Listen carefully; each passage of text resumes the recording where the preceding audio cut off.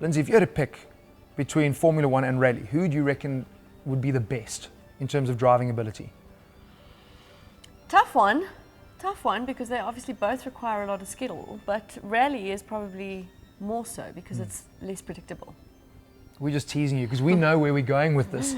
Ignition Right GT answer, eh? has been given the most incredible opportunity. We get to test drive the brand new Subaru WRX STI on one of the WRC stages in Japan. I mean, it just doesn't pinch me.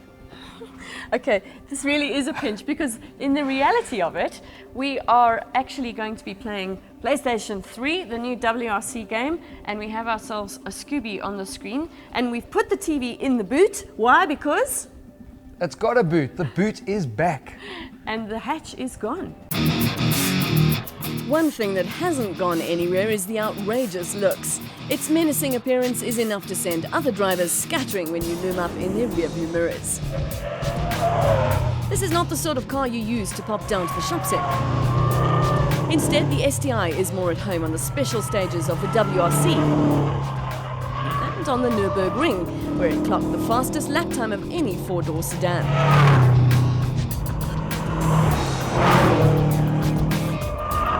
And since that particular flying lap was done by Tommy Mäkinen, a four-time World Rally champion, we thought the game might give us a chance to hone our own skills. You ready? Yeah. There are your keys. You got me a late start. I'm rubbish at this, by the way, just so you know. I'm really bad. Yeah. But you know what? Doesn't mean you're a bad driver, Lindsay. Oof.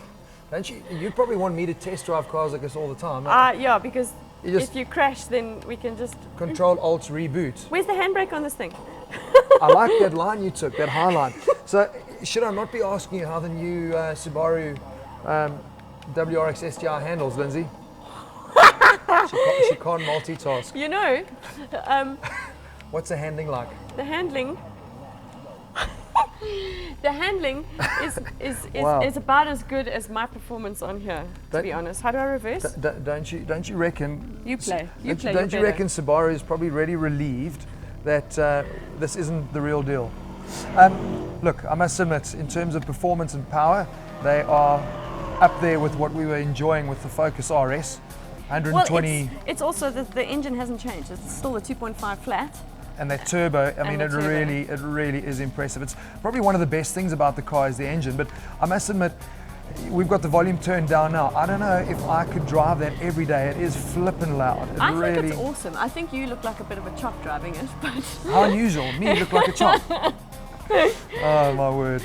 Yeah, but it's...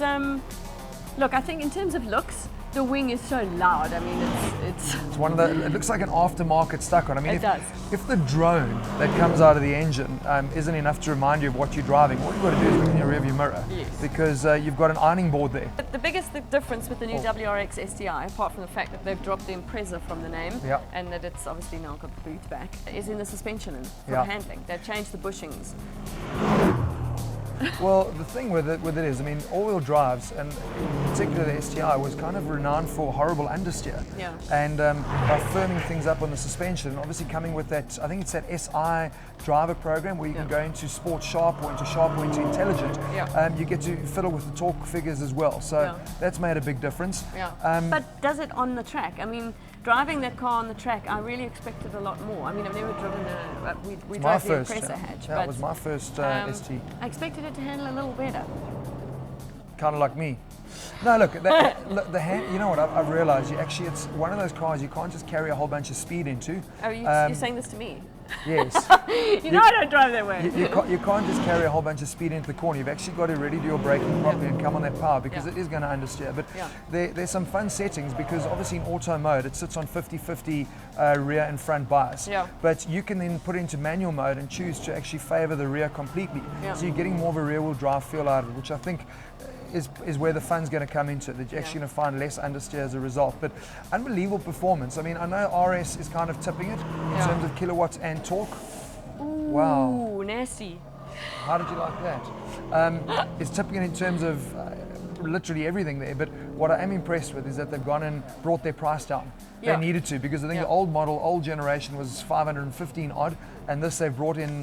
just under 500. And they but needed now, to. would you buy this over an RS or not? You know what? I'm actually gonna say that I think the RS is a better car for everyday driving. It felt like a normal car, and maybe that's the problem. Is that if you're buying this car, you don't want any normal. So you ride loud and proud. I loved driving this during the day because it is rough. And it's that roughness that makes it so appealing, that it's so different from a normal everyday car. You stand out in the crowd. So actually we were agreeing with each other, Lindsay, and maybe that RS was just a little bit too everyday. Yeah. But this, I still seriously do worry. I mean, you think a mother-in-law goes on. The drone of this is like Nathaniel in your ear for hours. You're actually quite talented. You've managed to like talk sense while driving, not too badly. I've earned a trophy. I'm the only guy who can multitask.